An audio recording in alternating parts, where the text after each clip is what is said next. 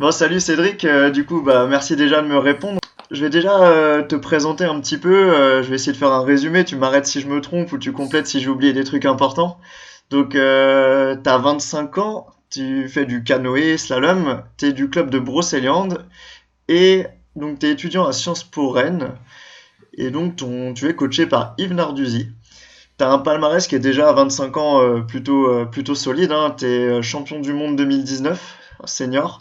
T'es 3 fois champion du monde junior.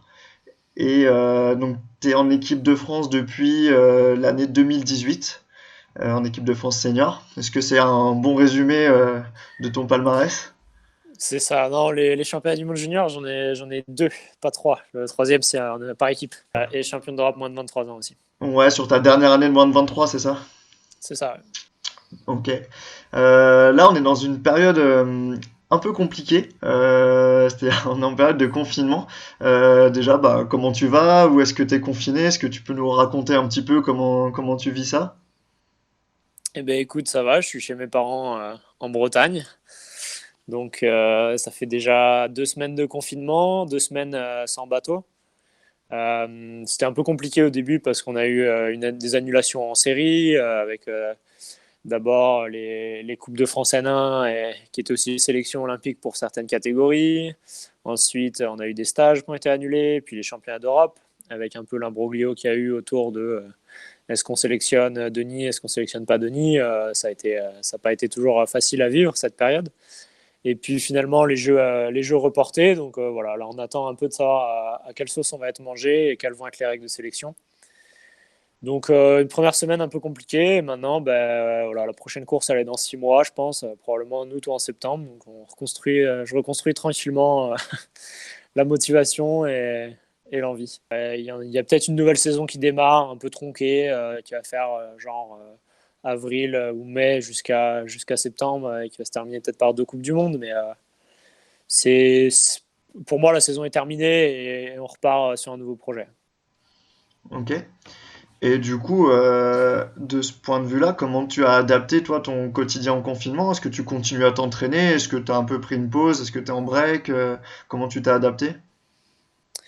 Je t'invite à aller voir mon Instagram et J'ai à un peu venir vous vu. abonner tous là. Non, non, non. J'ai du coup complètement arrêté l'entraînement en bateau, évidemment, et je fais un peu de gainage, un peu de footing, mais forcément, c'est pas évident. Par contre, j'ai essayé de remplacer ça par un maximum de sport, essayer de faire de la diversité, travailler les habiletés, le gainage,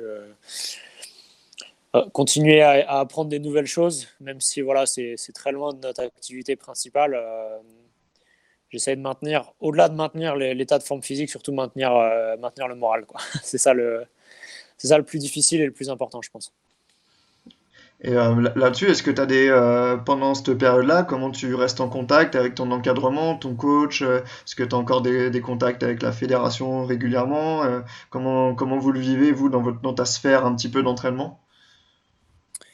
On a plus ou moins tout suspendu. Bon, la première semaine, il y avait pas mal de contacts avec mon entraîneur, avec Yves Narduzzi. Maintenant, voilà, ça déroule un peu. On sait que les prochaines échéances sont dans longtemps et l'important, je pense, c'est surtout d'essayer de rester en bonne santé, d'avoir toute la famille qui reste en bonne santé, et de garder. C'est de l'entretien. On n'est plus dans de la préparation terminale avec des sélections olympiques dans un mois. On est plutôt en début de saison. Donc on a assez peu de contacts en ce moment. Je pense qu'on va reprendre contact assez vite, mais pour l'instant, c'est un peu ambiance fin de saison. On pose et puis on se prépare pour partir pour une nouvelle.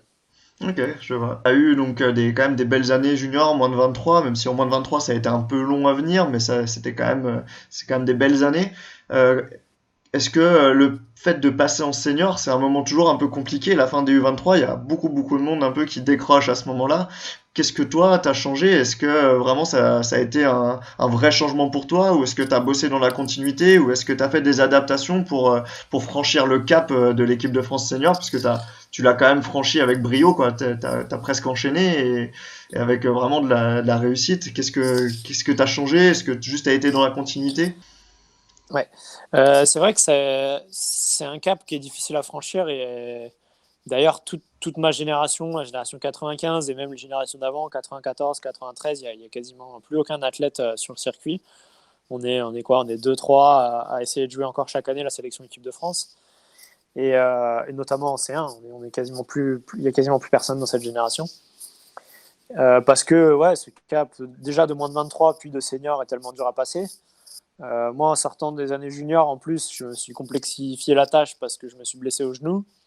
Et j'en ai pris en gros pour 2 ans et demi à alterner un peu de bateau, blessure, je reprends, je me refais mal, je reprends en mettant mon pouf à 13 cm au lieu de 7. Enfin, c'était 2 années compliquées. Et c'est aussi des moments où j'ai décidé en 2015, donc en troisième année de moins de 23 ans, de quitter Cesson. Je suis parti à Prague 1 an et demi en Erasmus. Ensuite, je suis parti à Pau. Pour moi, le déclic, il est venu de là. C'est que j'ai eu des années compliquées avec les blessures et j'étais au bout. Voilà, ça faisait quoi, 6 ans que j'étais à Cesson. J'ai eu besoin de bouger, de voir de nouvelles choses. Je me suis entraîné avec Prindis, avec Radilek. J'ai un peu découvert ce que c'était le haut niveau. J'ai découvert ce que c'était que s'entraîner en grosse eau vive. Et ça a posé les bases pour passer ensuite en équipe de France en 2018. Je me souviens d'un stage en Nouvelle-Zélande en 2016, novembre 2016, où je ramais bien, mais j'étais pas très performant. J'avais toujours pas fait de médaille en moins de 23 ans, après 3 ans déjà. Et Prindis m'avait sorti sur une des séances d'entraînement là-bas que si je voulais passer en équipe senior, il allait falloir que je commence à m'entraîner. Donc bon, venant d'un Tchèque, voilà, on n'a pas les mêmes références en termes d'entraînement. Ils sont à 3-4 séances par jour, tous les jours. Ils font vraiment beaucoup, beaucoup d'entraînement. En France, bon, on est plus à entre 1, 2, parfois 3, mais la moyenne est plutôt autour de 2 que 3, je pense. Mm. Mais ça a quand même été un des nombreux déclics de cette période où je me suis dit là, va vraiment falloir se sortir les doigts, entre guillemets. Ok. Et derrière ça, donc t'es devenu champion du monde. Est-ce que ça, c'est un gros changement pour toi? Est-ce que tu le prends pareil avec un peu de recul ou est-ce que vraiment ça a changé beaucoup de choses dans ton quotidien, dans ta manière d'aborder le sport, dans la professionnalisation aussi un petit peu quelque part? Disons que ça a tout changé sauf sportivement en fait. Ça a changé mon quotidien, ça a changé mon niveau de vie, ça a changé beaucoup de choses en termes de médiatisation. J'ai rencontré énormément de gens grâce à ça. Euh, Par contre, sportivement, ça change rien. Il faut revenir à l'entraînement à chaque fois, revenir en compétition. Je suis allé volontairement faire des compétitions régionales. Je suis allé courir à Lannion. Je suis revenu d'Australie pour faire la N1 des Roches, pour venir un peu remettre les pieds sur terre, me confronter au niveau national. Et effectivement, ça m'a remis les pieds sur terre. Parce que j'ai bien vu qu'il y avait du boulot. J'étais pas. Comment dire, c'est pas parce qu'on a réussi une course que ça y est, tout va s'enchaîner maintenant. Chaque course, c'est un combat pour la réussir, pour gagner. Donc voilà, ça m'a ouvert énormément de portes. Ça a changé ma vie, mais sportivement, c'est toujours pareil. Il faut revenir à l'entraînement, revenir prendre des risques et se confronter, et quitte à perdre et prendre des branlées des fois, ça fait du bien au mental. Ouais, c'est intéressant ce que tu dis parce que on a l'impression que le niveau C1 homme français il est exceptionnel en ce moment. Voilà, t'es champion du monde, comme tu dis, revenir sur des courses nationales, c'est un combat. C'est aussi parce que il y a une émulation, il apparaît avoir une émulation incroyable chez les C1. Comment tu le vis, toi, déjà avec une certaine rivalité sportive avec Denis Gargaud, Martin Thomas, mais aussi avec un tas de jeunes là qui ont l'air de progresser très vite. Là, Nicolas Gestin, Jules Bernardet ou même Johan Sénéchaud, plus jeune, qui arrive fort sur le circuit. On a vraiment l'impression qu'il y a une grosse génération de C1 chez les Français. Comment tu vis ça? Ben, je trouve que c'est une bonne chose, hein. C'est clair qu'on a une bonne génération. Il y a quasiment tous les titres qui sont dans l'équipe de France, hein. Il y a champion olympique, champion du monde, vice-champion d'Europe pour Martin. Et puis Nico est champion du monde et champion d'Europe moins de 23 ans. Johan est champion d'Europe, je crois. Ouais, non, champion du monde. Je sais plus, c'est l'Europe ou le Euh, champion d'Europe moins de Europe, ouais. 23 ans, je crois. Il me Ouais, semble que c'est Europe, à ouais. Mikulas. Donc il y a quasiment tous les titres majeurs du canoë qui sont chez nous. Et en même temps, sur la saison de Coupe du Monde, on n'a pas fait une seule médaille, on a fait très peu de finales. Et ça fait plusieurs années qu'on est en difficulté. Donc je pense c'est clair qu'il y a une grosse densité. On aime les échéances terminales, on aime les grosses courses. Mais on manque quand même vachement de régularité à l'échelle internationale. Donc voilà, il y a une grosse difficulté à passer par exemple des sélections équipe de France. Mais on se rend compte qu'ensuite, sur la saison internationale, on est beaucoup plus en difficulté. Donc Comment tu expliquerais pour ça, moi, c'est toi? quand même. Bah, ça fait, je pense que c'est notre mode de performance. Je pense qu'on a toujours eu cette pression en équipe de France pour gagner les championnats du monde, gagner les Jeux. Je pense que la fédération nous a toujours fait comprendre que c'est ça qui compte et que tout le reste est assez anodin. On voit bien que les championnats d'Europe, ça ne permet pas de rentrer dans les listes ministérielles, donc d'avoir les soutiens financiers. Ça a très peu de reconnaissance, notamment médiatique. Euh, les Coupes du Monde, on ne nous encourage pas à toutes les faire, donc ça dit bien la valeur qu'on y accorde. Donc je pense qu'on a fait vraiment tout notre système de performance sur réussir les championnats du monde, réussir les Jeux Olympiques. Et effectivement, ça marche, puisque à la preuve, on a quasiment tous les titres en jeu en ce moment. Mais du coup, ouais, ça fait réfléchir quand même, parce que ça serait bien qu'on réussisse à élever notre niveau et à être dominant sur les Coupes du Monde. Ok, intéressant.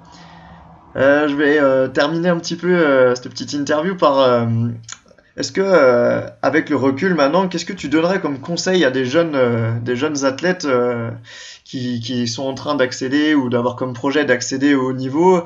Qu'est-ce que toi t'aurais fait différemment quand tu étais jeune, si tu l'avais su plus tôt? Qu'est-ce que tu changerais à ta pratique ou quel conseil vraiment important t'aurais à donner à des jeunes qui ont les crocs là et qui ont envie de progresser? Je pense que le plus dur, bon, il y a plein de conseils que j'ai envie de donner, mais je vais me contenter de celui-là, c'est que le plus dur, c'est de comprendre ce que c'est que le haut niveau.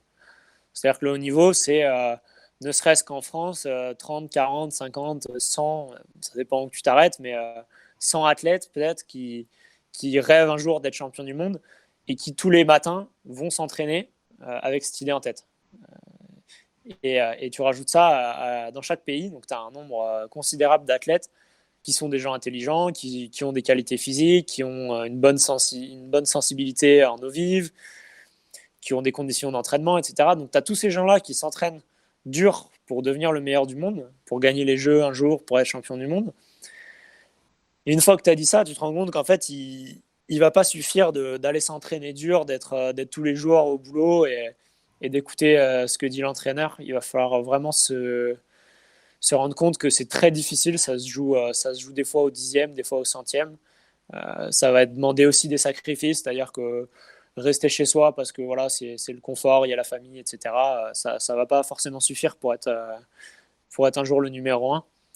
Donc je pense qu'il faut vraiment se rendre compte du niveau, l'écart entre ce qu'on voit de l'extérieur et puis ce qu'on voit de nous sur l'eau. Se rendre compte qu'il y a des grosses marches et qu'il faut aller faire de l'eau vive, il faut regarder des vidéos, il faut effectivement faire les séances, il faut être là tous les jours. Mais je pense surtout qu'il faut réfléchir, se rendre compte de la complexité de notre sport, de tous les paramètres qui rentrent en jeu, et qu'il ne suffit pas de se concentrer sur la quantité d'entraînement ou sur l'endurance ou la nutrition je ne crois pas qu'il faille aller faire 8 séances de course à pied par semaine et devenir super endurant pour être le meilleur en bateau. Je pense au contraire qu'il faut être plutôt performant dans tous les domaines, être très complet. Et c'est vraiment ça mon message, c'est qu'il faut comprendre la complexité de notre sport, la complexité du haut niveau avec autant d'athlètes qui visent le même objectif. Et une fois qu'on a compris à quel point ça va être dur, là on peut commencer à se faire un plan pour y arriver. Ok, bah merci, c'est super intéressant. J'espère que ça va aider un peu les jeunes. Et puis, je te remercie en tout cas, Cédric. C'était vraiment cool cette interview. Et puis, bah, porte-toi bien. J'espère que tu vas réussir à bien vivre cette période et à revenir encore plus